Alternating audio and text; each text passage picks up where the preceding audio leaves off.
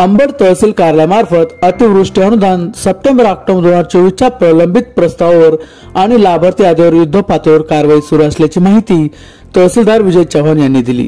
या प्रक्रियेतील पारदर्शकता आणि अचूकता जपण्यासाठी प्रशासन कटिबद्ध असल्याचे त्यांनी सांगितले। दरम्यान सप्टेंबर-ऑक्टोबर 2024च्या अतिवृष्टी अनुदानासाठी प्राप्त झालेल्या एकूण 376 अर्जांच्या प्रभागनिहाय याद्यांचे व्हॅलिडेशन करण्याची प्रक्रिया सुरू आहे।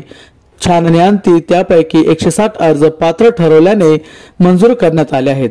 कागदपत्रांमध्ये त्रुटी आढळल्याने 55 अर्ज एका टप्प्यात 30 व दुसऱ्या टप्प्यात 25 पुनर्तपासणीसाठी ठेवण्यात आले आहेत। उर्वरित 101 पात्र अर्जाची संगणक प्रणालीवर अपलोड करण्याची प्रक्रिया दिनांक 30 जुलै पर्यंत पूर्ण करण्यात येईल।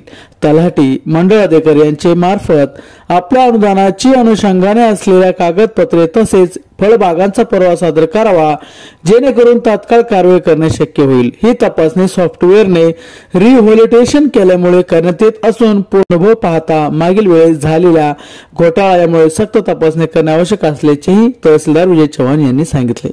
मागील काही दिवसापासून फळबाग अनुदानाच्या अनुषंगाने काही शेतकरी माझ्याकडे आलेले होते। त्या अनुषंगाने शासन निर्णयानुसार रिव्हॅलिडेशन करण्याकरता बरेच खातेदार आपल्याकडे आलेले आहेत।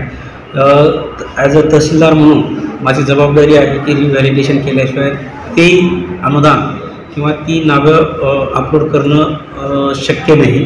त्याकरता मी तलाठी आणि मंडळ अधिकारी आणि कृषी सहाय्यकामार्फत त्याची रिव्हॅलिडेशनची प्रक्रिया सुरू केलेली आहे। यापूर्वीच बऱ्याच गावातील लोकांचे रिव्हॅलिडेशन करण्याकरता तलाठी मंडळ अधिकारी यांना आदेशित करण्यात आलेले आहेत।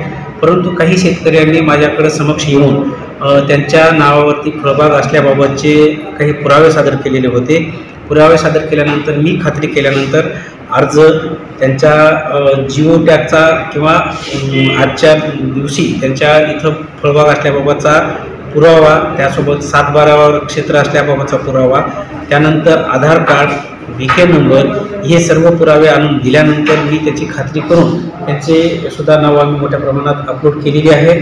उर्वरित जे काही खातेदार आहेत किंवा जे लाभार्थी आहेत त्यांना याद्वारे आवाहन करण्यात येते की ज्यांच्याकडे फळबागाचं अनुदान आहे, फळबाग आज रोजी त्यांच्याकडं आहे, त्यांनी GPS द्वारे फोटो काढायचा आहे, नोट कॅम किंवा जिओ कॅमद्वारे फोटो काढायचा आहे।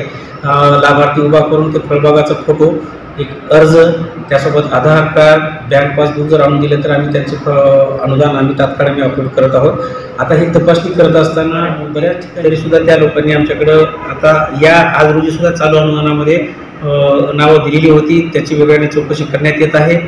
आणि यापूर्वी जे काही अनुदान काही गावचे अपलोड करण्यात आलेले आहेत त्याची सुद्धा वेगळ्याने 100% तपासणी करण्यात येणार आहे। वेगवेगळ्या तंत्रज्ञानाचा या ठिकाणी वापर करून त्यांच्याकडे फळबागा होत्या किंवा नाही होत्या याचा सुद्धा आम्ही सविस्तर शोध घेणार आहोत। आणि या अनुदानामध्ये जर एखाद्याने काही चुकीची गोष्ट या ठिकाणी केलेली असेल तर त्यांच्यावरती आम्ही वेगळ्या प्रकारे सक्त कारवाई करणार आहोत, त्याच्याकडे वसुली करणार आहोत किंवा आवश्यकतेप्रमाणे त्यांच्यावर फौजदारी स्वरूपात सुद्धा कारवाई आम्ही याद्वारे करणार आहोत। आपलं नाव सर? मी विजय चव्हाण, तहसीलदार अंबड।